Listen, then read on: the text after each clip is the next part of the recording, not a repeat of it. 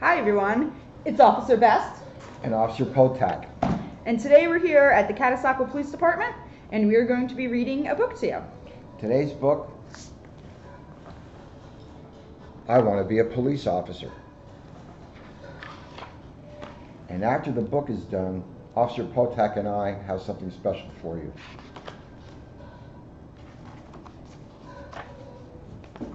Hi, my name is Henry Monster, and do I have a story for you? One day Elmo and I were riding our bikes in the park. We were riding fast. We were riding slow. We were zigging. We were zagging. We were having fun.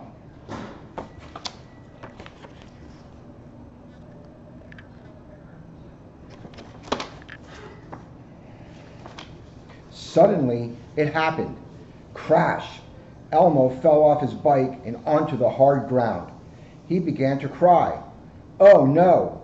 Elmo had hurt himself. At first I panicked, but then I remembered what my mommy had told me. In an emergency, call 911.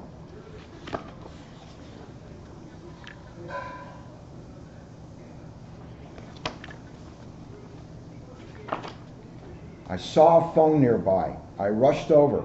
I picked up the receiver. Went the phone. That was the dial tone. So it was time for me to push in the numbers. 911. Hello, said the operator. Henry Monster here, I answered. I'm calling to report an emergency. Elmo fell off his bike. He might be badly hurt. We're in Sesame Park by the water fountain near the tree that says, Sarah loves John. And if you see the phone they're using, it's a payphone. A lot of you don't know what a payphone is. In no time at all, we heard a siren.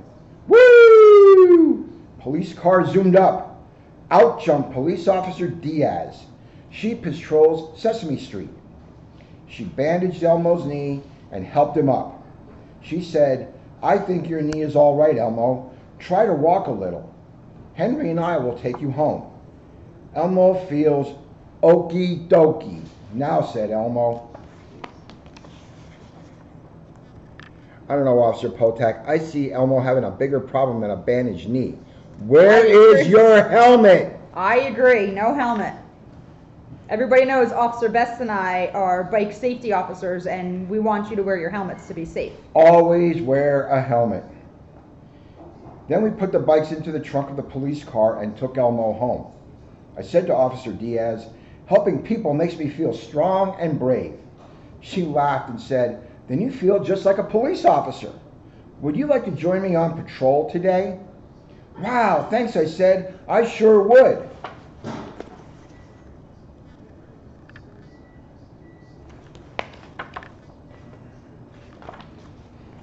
Off we sped on patrol, and we found a big exciting parade. It's a motorcade, said Officer Diaz. Someone very important must be visiting Sesame Street.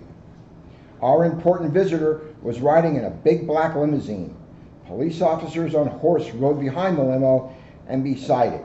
In front were officers on motorcycles. Vroom, vroom. They've got everybody out for the parade. We followed the motorcade and learned that our important visitor was the First Lady of Sesame Street. She is married to the president of Sesame Street. The First Lady had come to meet the kids on Sesame Street. Officer Diaz introduced me to a policeman on a horse. Officer Travis is his name, and he let me pet his horse, whose name is Chrissy.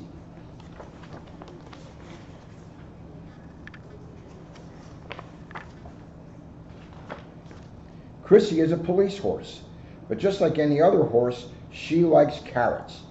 Officer Travis gave me one to feed her. Officer Travis wore high, shiny boots and a special riding helmet. See, he wears a helmet.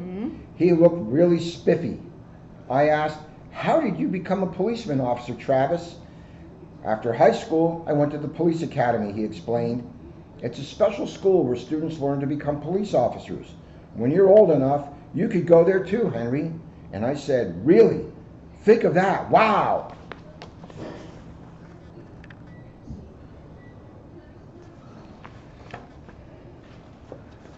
Then Officer Diaz took me to the police station. She said, "Henry, meet a very special officer." Well, you could have knocked me over with a feather. The very special police officer was a police dog named Willie. His partner named Officer Laredo. She said, "Willie goes everywhere with me. He uses his keen nose and ears to help me in my police work." Officer Laredo showed us a police scooter that she and Willie ride around town. Willie sits right there on the front seat next to Officer Laredo. One of the few things Willie doesn't know to do is how to drive. Everybody's seen Officer Best. He has a vehicle just like this that he drives. Those of you who go to Sheckler, you remember the Halloween parade. We use that to haul the Marshmallow Man. Officer Diaz and I took off on patrol again. We got a call from the station house on the car radio. The call said, "Lost child at Sesame and Vine." We zoomed through the streets. Sure enough, at the corner of Sesame and Vine was a little lost monster. "I want my mommy," he cried. "I want to go home." Officer Diaz held the little monster's hand. She asked him his name, and he said his name was Max. "Where did you last see your mommy?" asked Officer Diaz. "I don't remember," said Max. He was still crying.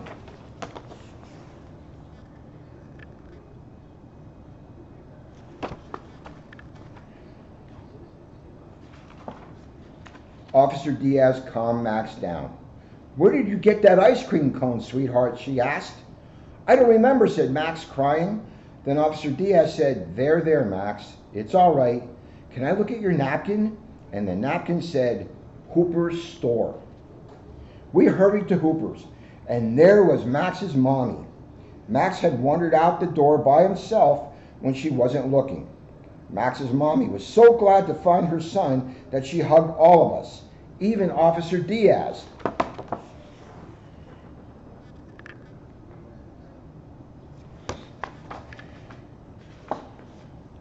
We were happy for Max and his mommy, and now it was time to take a break. We sat down and tried on Officer Diaz's hat and badge. She said, "Henry, my hat and badge, that suits you very nicely." "Terrific," I said, "because when I grow up, I want to be a police officer." And that is the end of I Want to Be a Police Officer. So, stick with us because we have a special treat for you. What Officer Potak and I would like to do in just a few minutes is take you on a tour of our police department. So we'll be right back.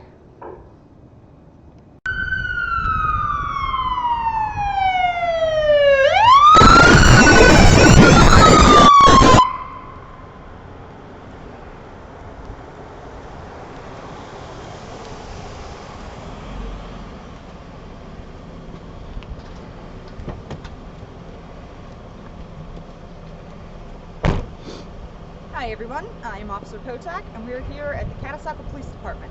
We're going to give you a tour of what the inside of our department looks like. So the first place we're going to go is into the main entrance.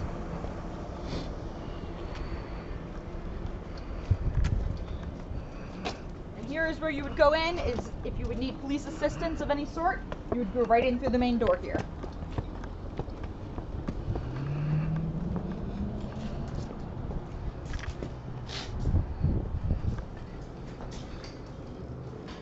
And in this section is where you would come in. If you would come in here after 4 o'clock or on a weekend, you would go to the side over here and there's buzzers you can push so you can get an officer's attention.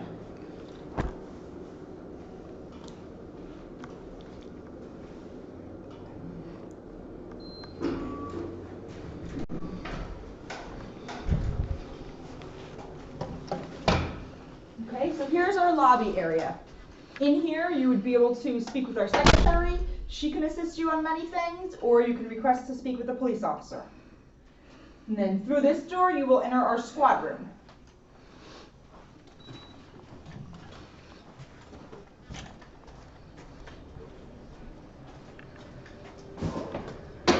So this is our squad room.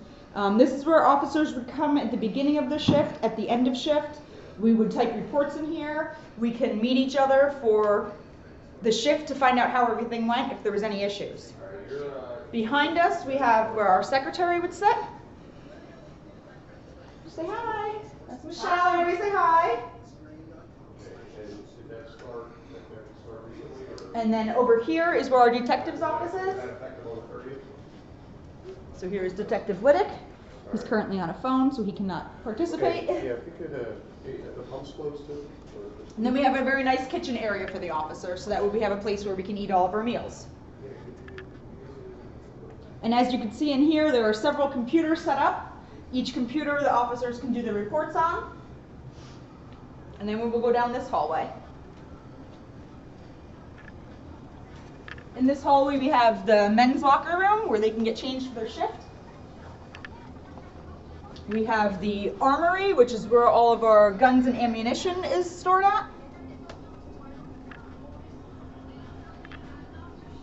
We have this is our evidence room where we can access all of our evidence. On this side we have the Chief of Police office.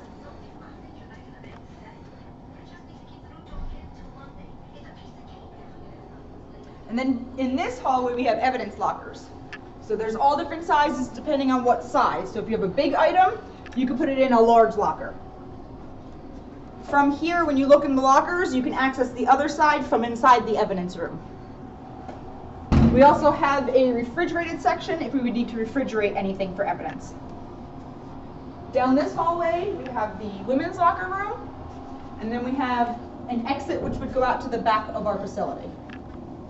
So now what we're going to take you into is our processing evidence room and our cell blocks.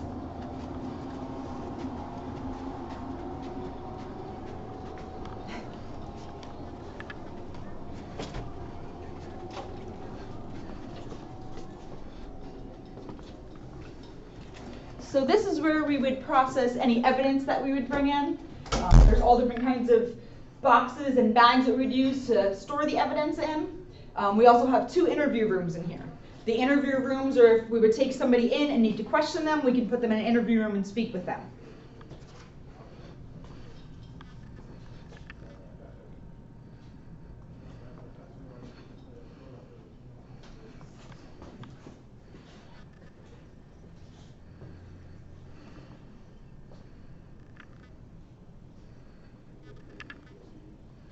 And through this door, we're going to show you where we have our cells for anybody that we were taking to custody.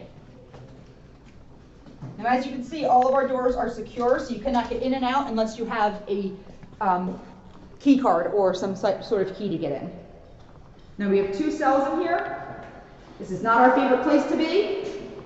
They are not nice hotel rooms. They are very cold, hard cells. And this is where we put somebody that we took into custody that was under arrest.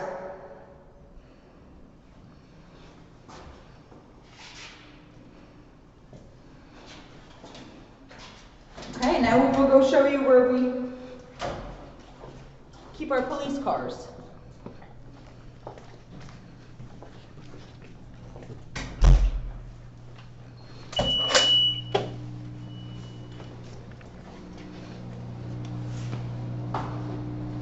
So this is our garage where we would put our patrol cars every night. We bring them in here between shifts, and this is where they would stay in a secured area. And that is the tour of our police department, and we thank you for being here with us.